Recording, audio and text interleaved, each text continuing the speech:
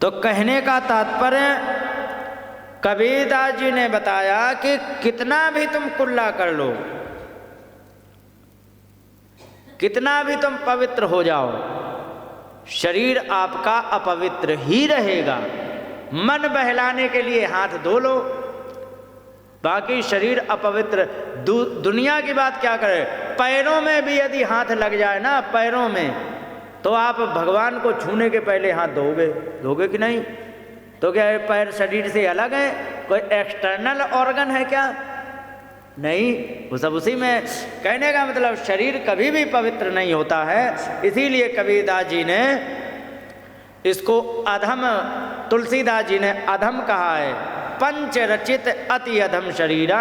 और जिस समय अंतिम संस्कार कर दिया जाता है तो जल जल में और पृथ्वी में पृथ्वी जो मिलती है वो राख बचती है, और आकाश आकाश में चला जाता है, और सब अपने अपने तत्वों में विलीन हो जाते हैं। सबकी सच्चाई यही है कि नहीं है? यही कह रहे हैं कि अयम जनो नाम चलत पृथिव्याम। ये सारे के सारे जो जीव हैं सब पृथ्वी से ही प्रकट हुए हैं, हुए कि नहीं? और अंत में या पृथ्वी या पार्थिव कस्य है, तो ये पृथ्वी का शरीर पृथ्वी में ही मिल जाएगा। और हे पार्थिव, हे राजा, पार्थिव का मतलब होता है पृथ्वीपति। हे पृथ्वी के पति राजन, कस्य हे, तो इसमें अभिमान किस चीज का करना? चाहे तुम प्रधानमंत्री हो, चाहे तुम मजदूर हो, मिलना आखिर में वही है। तो तस्यापि चांग्र उरादि गुल्म जंघा जानुम रूप शेर ऋषिरोग धरांश, सबके सब हाथ पैर गर्दन बाल सिर सबके सब यहीं पर प्रकट होते और यहीं सारे जल के खत्म हो जाने हैं। और उसमें भी तुम अंशेदि तारवीम शिविका चयस्याम, मैंने तुम्हें धारण कर रखा है।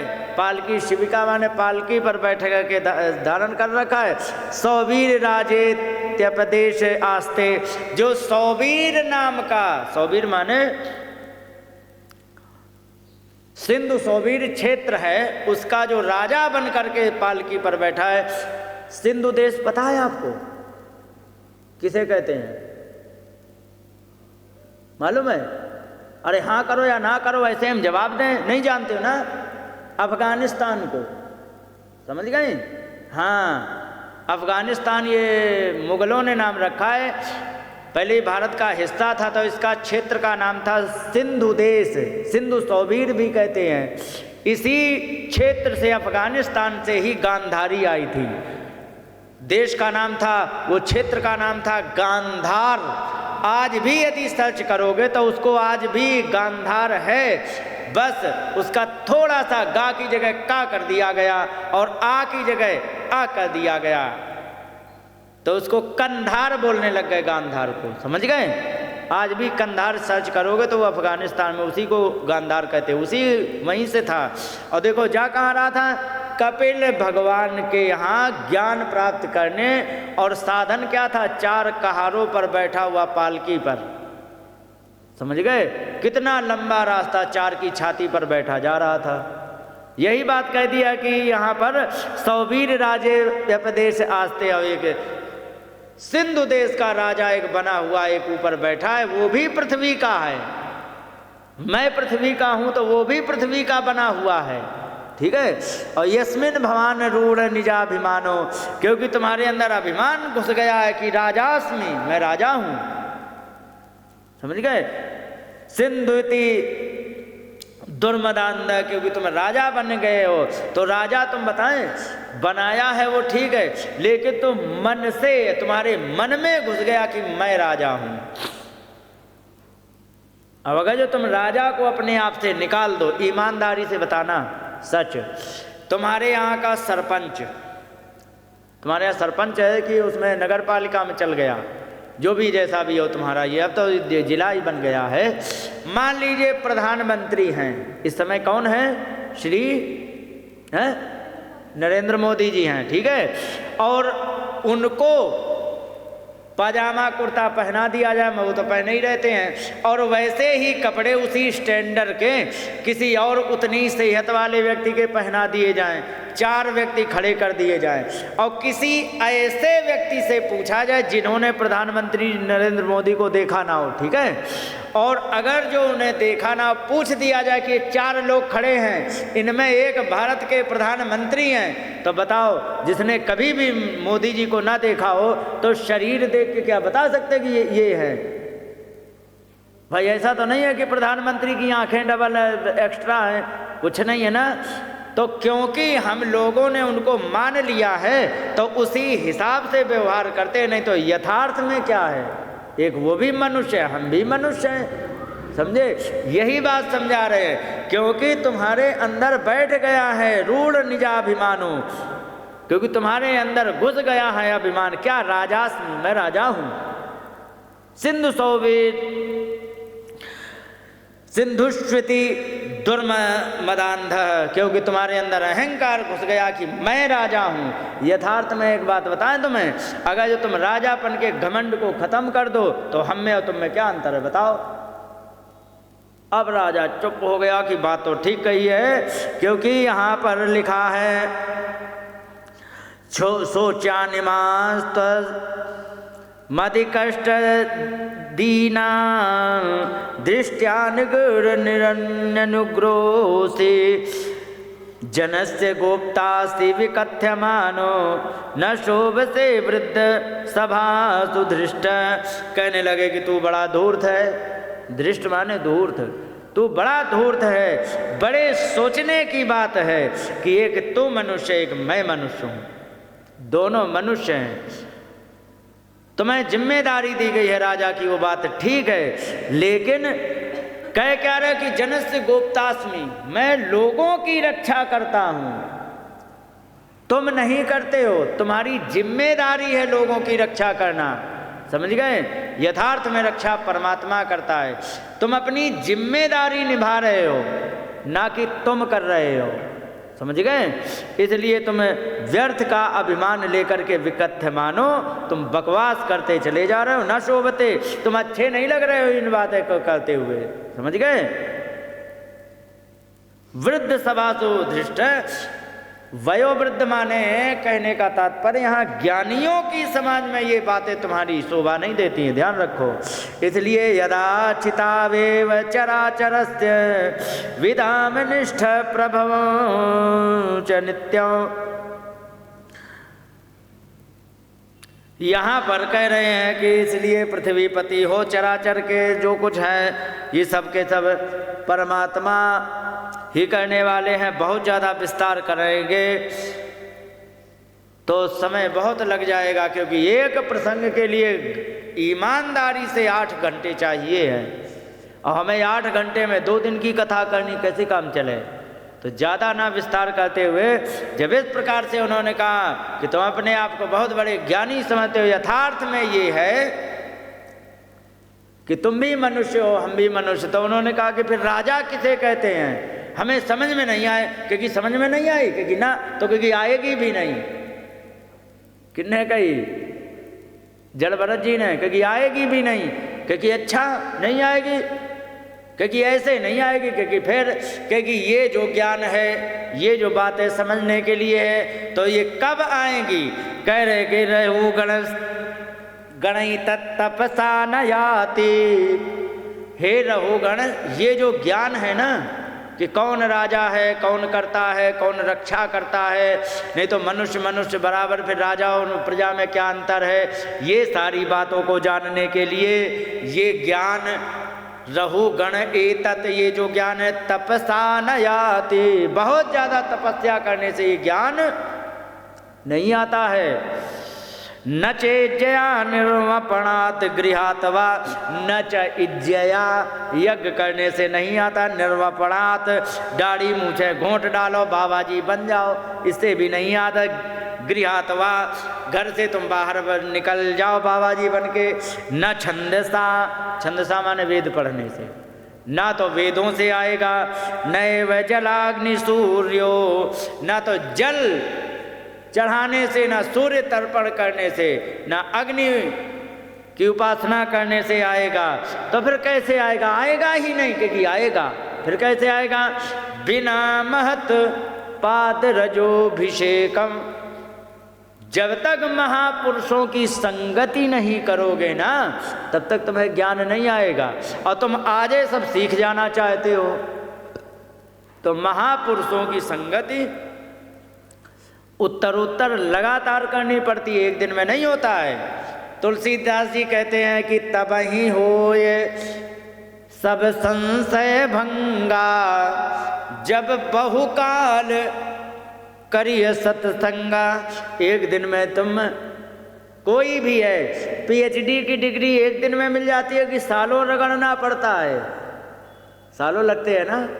हाँ, पैदल जाओ, बस से जाओ, फीस दो, तुम्हारी नींद पूरी हो चाहे ना हो, लेकिन टाइम पे पहुंचो तब होता है ना। तो कह रहे कि ये एक दिन में ये ज्ञान नहीं आता है। और हमसे अकेले तुम मिल करके थोड़ी देर का प्रवचन सुन के तुम ब्रह्मज्ञानी नहीं हो जाओगे। फिर ये बिना महत पाद रजोभिषेकम, महापुरुषों के चरणों की धूल यदि सिर पर नहीं चढ़ाओगे तो तुम्हें ये ज्ञान ऐसे नहीं मिलने वाला है। समझ गए? यही बात कही है। और ये बिना ज्ञान के कुछ हो नहीं सकता है। एक बाबा जी थे, महाभारत की कथा सुनाए माता जी महाभारत की। एक बाबा जी थे, बाबा जी का नाम था कौशिक ऋषि थे। कौशिक ऋषि थे तो तपस्या खूब करी, और तपस्या करके और आराम से एक जगह बैठे और बैठ करके लेट गए। लेटने में उन्हें हल्की सी नींद आ गई और सोने लग गए। तो सोने लग गए तो वहाँ पर पेड़ के नीचे सो रहे थे, तो एक ऊपर बगुला की पंडिताइन बैठी थी। किनकी? बगुला की, उसको बगुली कह सकते हैं, है ना। तो वो बगुला की पंडिताइन अनजान अबोध जीव, और उसने गलती से मल त्याग कर दिया। समझ गई? और जब मल त्याग किया तो पट से उनके माथे पर गिरा, और जैसे ही गरम गरम लगा उनको आई गुस्सा, देखा क्या है, तब बगुली के ऊपर दृष्टि डाली, और जैसे ही दृष्टि डाली बगुली फड़फड़ा के पट से गिर के मर गई। बाबा जी ने सोचा, वाह एक्सीलेंट, मेरी तपस्या सिद्ध हो गई। समझ गए? उन्होंने कहा कि मेरी तपस्या सिद्ध हो गई। वहां से चले, नींद उछट गई, जा करके कोई बात नहीं। अब एक ब्राह्मण के घर में पहुंचे। ब्राह्मण के घर में जा करके कहने लगे, माता भिक्षाम देहि, हे माता मुझे भूख लगी है, भिक्षा दे दीजिए। उन्होंने कहा ठीक महाराज अभी रुको। तो वहाँ पर उसने जैसे तैसे भोजन बनाया, तैयार किया। तैयार करने के बाद और जैसे ही चले तब तक उनके पतिदेव आ गए, पंडित जी। पंडित जी थे थके हुए, उनके चरण दबाए, उनको जल पिलाया, भोजन कराया, उनकी सेवा की। और सेवा करते करते काफ़ी देर हो गई, तब वे सो गए। पंडित जी सोने लग गए, नींद आई। पंडित जी ने कहा कि जाओ पंडितानी तुम भी जाओ, आराम से भोजन करके और अपना विश्राम करो। और जैसे ही थाली में परस के भोजन लिया और रोटी तोड़ करके दाल में लगा के ऊपर ले आई, मुंह में जाने ही वाला था, याद आ गई क्या कि मैंने एक ब्राह्मण को भी दरवाजे पर बैठा रखा है। वे हड़बड़ा के उठी, तुरंत छोड़ा, तुरंत थाली सजाई। लो ब्राह्मण क्षमा करना, गलती हो गई मुझसे। कौशिक मुनि कहते, अरे तू मुझे नहीं जानती है, तूने इतनी देर मुझे प्रतीक्षा करवाई। क्या करे भगवान, हमारे पति देव आ गए थे, बहुत थके हुए थे, उनको सेवा की बहुत ज़्यादा आवश्यकता थी, हम उनकी सेवा करने में लग गई, इसलिए आपको विलंब हो गया, मैं क्षमा चाहती हूँ चरणों में पड़ के। अरे कि तुम मुझे नहीं जानती है, मैं कितना बड़ा तपस्वी हूँ। ब्राह्मणी को आई गुस्सा, कहने लगी, हे बाबा जी सुनो, मैं तो तुझे अच्छी तरह जानती हूँ, तू मुझे अच्छी तरह नहीं जानता है। ना हम बला का विप्र से याम हत्वा गतवानी है, मैं वो बगुली नहीं हूँ जिसको तू मार करके यहाँ मुझसे भीख मांगने आया है।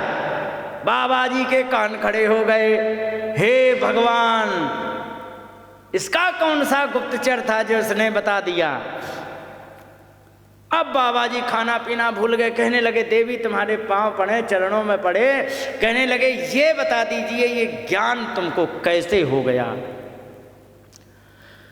उन्होंने कहा कि हमें तो पता नहीं है, खैर जो कुछ है सो छोड़ो, आपको यदि जानकारी लेना है, देखो मेरे पास तो समय नहीं है, हमारे पतिदेव आए हैं, अभी जगेंगे, उनको और भी कुछ करना है, कपड़े धोने, ये करना वो करना, मेरे पास तो समय नहीं है, बैठ करके तुम प्रवचन तो करोगे नहीं मेरे पास। लेकिन हाँ, एक जगह चले जाओ, मैं तुम्हें जगह बताती हूँ, वहाँ जा करके एक धर्मव्याध नाम का जनकपुर में एक कसाई है, व्याध माने कसाई, और कसाई का काम क्या होता माता? मांस बेचना। क्योंकि वो धर्मव्याध नाम का एक कसाई है, वो तुम्हें ज्ञान उपदेश करेगा। अब वहां गए पंडित जी, और जब वहां पर पंडित जी पहुंच गए तो पहुंच करके एक तो उस वातावरण में रहे नहीं, जिस वातावरण में दुकान है उनकी, उस वातावरण में रहे नहीं, ठीक है, जैसे तैसे, क्योंकि ब्राह्मणी ने भेजा है, क्योंकि ज्ञान प्राप्त करना है, कुछ भी करना पड़ेगा। गए और जा करके वहाँ पर उन्होंने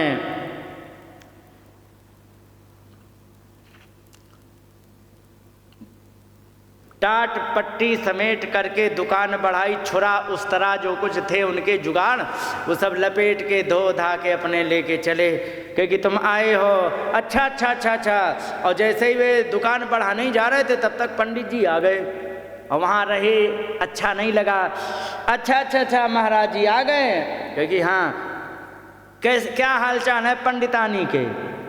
कौन पंडित? अरे क्योंकि वही जिन्होंने तुम्हें भेजा है। बाबा जी के कान खड़े कि अरे यहाँ तो सबके सब त्रिकालज्ञ हैं।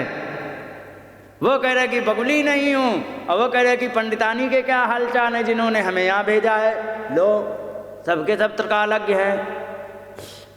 तो वहाँ पर गए, जा करके चलो अच्छा घर चलते, वहीं तो हम बात करते हैं कुछ। तो वहाँ पर उन्होंने जा करके देखा, वहाँ खड़े हो गए, खड़े हो जाओ यहाँ पर, वहाँ पर देखा बूढ़े माता पिता, अब बड़े दीन स्वर से कहने लगे क्या करें माता, मेरा दुर्भाग्य है कि हम तुम्हारी सेवा नहीं कर पाते, जीविका के लिए हमें वहाँ जाना पड़ता है, तब तक मैं आपकी सेवा नहीं कर पाता हूँ, क्या करें। तो ये तमाशा देखते रहे। तो फिर इसके बाद वहाँ पर बहुत सारा ज्ञान उपदेश किया है, क्योंकि बाकी ज्ञान तुम्हें एक वो गाय भैंस चराने वाला देगा। तो इस प्रकार से उन्होंने आगे, वो बड़ी लंबी कथा है, महाभारत की है, तो संक्षेप में इतना ही समझ लो। तो सुनो, ये जो होता है ना ज्ञान, ये ज्ञान जरूरी नहीं है कि किसी एक लक्ष्य को पकड़ ले। कुछ लोगों को मैंने देखा है, कहते नहीं समाधि लगाओगे, ध्यान लगाओगे तभी तुम्हें ज्ञान होगा। कोई कहते लड्डू गोपाल की सेवा करो तब, भैया कुछ भी कर लो। उस ब्राह्मणी ने अपनी पति की सेवा करके त्रिकालज्ञता प्राप्त कर ली, जो कह रही थी कि मैं वो बगुली नहीं हूँ। और उस धर्मव्याध ने अपने माता पिता की सेवा करके और वो ज्ञान प्राप्त कर लिया। समझ गए? कहने का तात्पर्य ये है कि भगवान को प्राप्त करने के लिए, कुछ भी करने के लिए एक साधन ना हो तो कोई बात नहीं, जो तुम्हें साधन। एक बाबा जी थे, एक राजा थे, राजा कहने लगे कि ये बताओ भगवान को प्राप्त करने का सबसे सरल साधन क्या है? ठीक है, तो भगवान को प्राप्त करने का सबसे सरल साधन पूछा तो कोई अपना मत दे रहा, लड्डू गोपाल की पूजा करो। उन्होंने कहा कि अच्छा। तब तक दूसरे ने कहा कि अरे क्या महाराज तुम कर पाओगे सेवा? क्योंकि क्यों? अरे क्योंकि सवेरे जल्दी जगना पड़ता है। अच्छा, उनको टाइम से भोग लगाओ, टाइम से ये करो, टाइम से वो कर पाओगे? उन्होंने कहा हाँ ये भी तो बड़ी कठिन बात है। उनको नहलाओ धुलाओ, चंदन लगाओ, तिलक लगाओ, भोग लगाओ, सब कुछ करो, बच्चे की तरह सेवा करो, इतना है समय? क्योंकि नहीं। अरे नहीं बेकार रास्ता। अच्छा फिर क्या करो? भगवान का ध्यान करो। ध्यान करने के लिए कहा तो क्योंकि ध्यान करने का समय नहीं, 10 उपाय बताए गए। कहने लगे इसमें हमें नहीं समय, इसमें हमें नहीं समय, इसमें हमें नहीं समय। राजा ने इनाम घोषित कर दिया कि जो मुझे सटीक रास्ता बताएगा भगवान को प्राप्त करने का, उसको मैं मुंह मांगा इनाम दूंगा। उन्होंने कहा अच्छा। तो एक बाबा जी आए, बिल्कुल फटे चीथड़े कपड़े पहन के। और बाबा जी आए, उन्होंने कहा क्या बात है, मैं तुम्हारे प्रश्न का उत्तर दूंगा। क्योंकि अच्छा दोगे? क्योंकि हाँ चलो दो, कोई बात नहीं। अब प्रश्न का उत्तर देने के लिए कहा, तो बाबा जी ने कहा देखो भाई हम प्रश्न का तो उत्तर दे देंगे, लेकिन यहाँ नहीं देंगे। फिर कहाँ दोगे? हम नदी के उस पार देंगे, यहाँ थोड़ी देंगे। वहाँ हमारी कुटिया है, वहाँ एकांत में बैठ करके देंगे, यहाँ सबके सामने देंगे तो क्या फ़ायदा है, शोरगुल मचाएंगे। अच्छा चलो गए। तुरंत राजा का आदेश हुआ जाओ जल्दी से, तो बढ़िया से बढ़िया नाव लेकर के लाइन में लग गए सब। और नाव में लाइन में लग गए नाव लेकर के। उन्होंने कहा कि महाराज विराजिए, चलो उस पार चलते। उन्होंने एक नाव देखी बढ़िया सजी धजी, उन्होंने ऐसे चारों तरफ देखा, अरे रे रे इसमें एक कील निकली है, बेकार है ना, हटाओ हटाओ हटाओ। दूसरी नाव आई, अरे ये थोड़ी सी वैसी है, इसका ऊपर की छतरी टेढ़ी है, हटाओ हटाओ बेकार है। तीसरी आई, कहने लगे कुछ छोटी है, इसे भी बेकार। 10 नाव रिजेक्ट कर दी।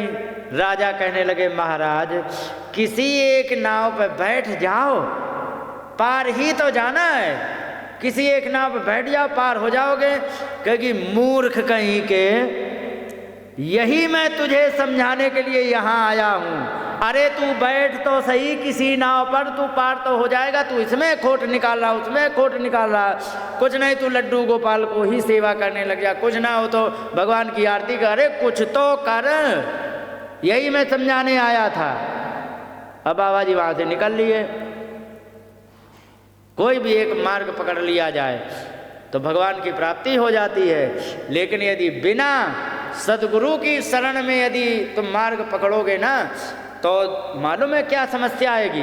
सद्गुरु की शरण में रह करके कितने भी ज्ञानी तुम बन जाओ, तुम्हारा घमंड नहीं बढ़ेगा, समझ गए। अब अपने आप जो प्राप्त कर ली ना, तो उसमें घमंड बढ़ेगा। इसीलिए कहा कि बिना महत पाद रजोभिषेकम, महापुरुषों की चरणों की यदि धूल नहीं लोगे, कितना बढ़िया साधन कर लो, तुम्हें घमंड तो आ ही जाएगा। और जहां घमंड आया वहीं से तुम्हारी उल्टी गिनती शुरू, समझ गए। ये होता है। तो यहाँ पर इस प्रकार से समझाया, और समझाने के बाद यहाँ पर पूरा क्या बताया जाए, आगे भवाटवी का वर्णन किया गया। बोलिए गोविंद भगवान की जय।